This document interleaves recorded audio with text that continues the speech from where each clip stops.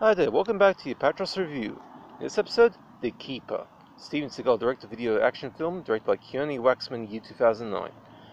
Hi there, welcome back to the Apatros review. I'm your host, Milo Sipka, and join me as I take you on a ride through the wild world of science fiction action horror, all from a personal DVD collection. About 1,200 DVDs, plus a few Blu-rays, videotapes, TV shows, even a couple of books and video games as well. Now in this episode, we look at the film The Keeper, which was a 2009 film that was released in Japan first on the 3rd of October 2009, and then on the 19th of January 2010 US. It was directed by Keone Waxman and was probably the first of a bunch of films that director did with Steven Seagal. Now this is a direct-to-video feature, by the way. Now this was released onto Region 4 by Paramount Home Video, for I didn't have a copy of that disc available for me to review, so this review is for the film only. Now, during the early to mid-2000s, Steven Seagal has gotten quite a bit of critical flack over the shockingly poor quality of the numerous direct-to-video B-grade action flicks he was making at the time. But by the time of the late 2000s, right about after the point in which he did the back-to-back Disasters of Attack Force, which was originally supposed to be a sci-fi flick called Harvester, but somehow the producers decided to change the story right after principal photography got wrapped up, causing them to clumsily redub the majority of the film's dialogue, causing a completely incoherent mess of a film.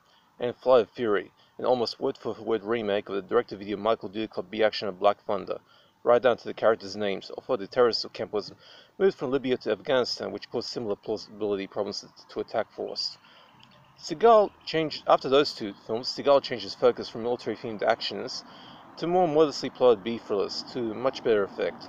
After a couple of dodgy films from Jeff F. King, Kill Switch and Driven to Kill, Seagal joined forces with director Keone Waxman, a partnership that has lasted for something like almost a dozen films, and even a short-lived TV series.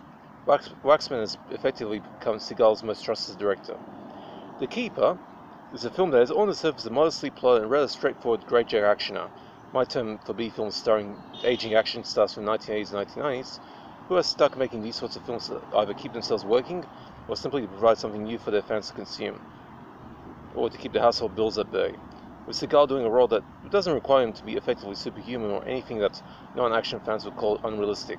He plays a decorated cop named Roland Salinger, which rather clumsily later on in the film gets retconned to Ballinger, who after getting shot by his new partner, to avoid him telling their superiors about the partner's corrupt activities, has to fend off the evil partner when he arrives at the hospital to suffocate him with a pillow.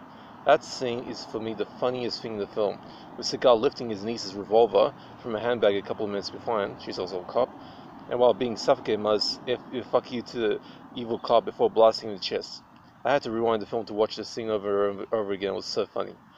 After surviving that, Roland, or Seagal, whichever you prefer, begins a long road to recovery, taking pills every day, and by the way, the shots of him taking the pills with a disinterest on his face is hilarious as well. Practicing putting his various guns together and trying to regain his ability to toss knives onto a target board with a consistent accuracy. But when his superiors don't allow him to return to the force, basically putting him on retirement, Seagal spends the better part of 2 whole minutes effectively unemployed, until Connor Wells, an old friend from Texas, calls him with a job offer. The parameters are simple. Become a bodyguard for the Wells' daughter, Nikita, as the security team has been wiped out and a loser boxer boyfriend's unable to protect her. Accepting the job, Seagal arrives in Texas, where he replaces the security team, retrofits the Wells home with updated security systems and better cameras, and attempts to stop Wells' rival, who wants to kidnap Nikita to force his father to sell him the family ranch, which apparently has one of the biggest deposits of uranium in the country. Otherwise, he'll kill the girl.